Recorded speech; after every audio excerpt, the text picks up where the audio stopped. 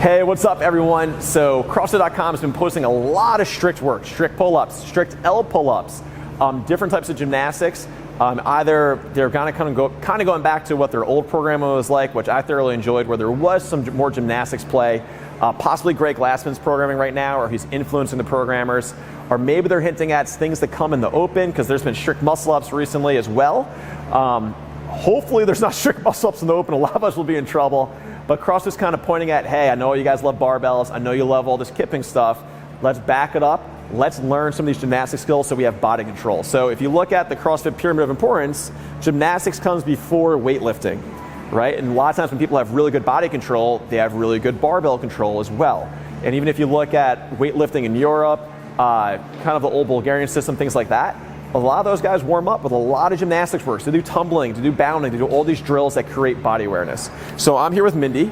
We're gonna be talking about the L pull-up, why it's hard, how to progress it, so you can start playing around with it, adding to your training, because having that variance keeps it fun, keeps it fresh, and we wanna challenge the body in different ways. So Westside Barbell Louis Simmons always said, once your body has all the answers, you better start asking it different questions, all right? So this can kind of go into that variance. Now, what's kind of unique about this L pull-up is that when you pull with your lats connect down and have a tendency to pull your spine into extension, all right? That's why you see a lot of people do that kind of broken pull-up. It's okay if you do it that way, but we want to learn how to do it both, hollow and extended. When we go into an L position, we're now going hollow with our core. So now we have this big fight going on between your lats, hip flexors, and your core fighting on either side, trying to pull you this way or this way, which makes the pull-up more difficult. And it's hard to generate that force because you're fighting something new at the beginning. All right, so Mindy's gonna hop up. She's gonna do her L pull-up. Legs come up straight. Look at that. Now I want you to do it again, just one more rep. Put a lot of pressure on her. And relax. She didn't know she was doing 2 reps, by the way.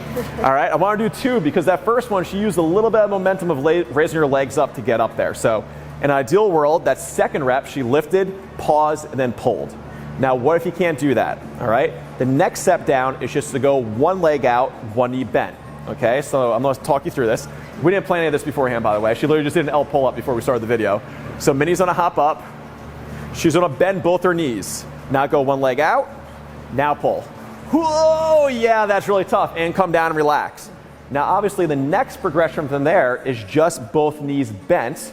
You can lift up, because the shorter we make, the shorter distance away from our body we have weight, the less pull it's going to be on our core and our back, the less leverage our legs have on our body. It's just like having a short wrench versus a long wrench on a bolt. That long wrench, you have a lot more torque you can generate. Now, if those are both too hard, and we're not going to do this right away, don't worry, because I know that's rough. She's just warming up for the workout today. You can start hanging and tuck both knees up, and then pull after you tuck both knees up. What that does is create a little bit of help at the bottom, so you have a little bit of momentum going into that pull-up so you can try it. And you can do the same thing with legs straight. So what I'm gonna have Mindy do for the last part of this progression is have her just go straight leg raise, and right at the top of it, she's gonna pull. And that helps her with the bottom of the pull-up. Because one of the things when you have a pull-up grip this way is you need to create that shoulder tension that's needed, that's naturally there when we go chin-up grip. And having our legs up makes that a lot harder. So we're gonna lift and go right into it right away. So leg raise in the pull-up. Let's see if she can time this right. Leg raise, pull up. And see how that just give her a little help and you can relax. Feel a lot easier than the first way? So that's a way you can progress, build it, play around with it. Now, first step is you need to have strict pull-ups before you get there. So if you're one of those athletes that doesn't do strict pull-ups because A, you don't like them, or B, I just can never do strict pull-ups, you want to be able to get strict pull-ups. It's a valuable skill in any pursuit in life, but even if you don't do sports, you're not training for CrossFit, let's say you're a power lifter, you're an Olympic weightlifter, having pull-ups helps. It's actually, with pull-ups, you're able to connect your core to your hands, you start to learn how to move your body in different ways. You'd be surprised how being able to create tension here in a pull-up will help you create tension when you're doing something like a deadlift, all right? So thank you, Mindy. Try it out. You can check out CrossFit.com. They have a bench press L pull-up row workout. Looks pretty spicy. I'll hopefully don't try it out next week because my L pull-ups are pretty bad. Talk to you guys soon.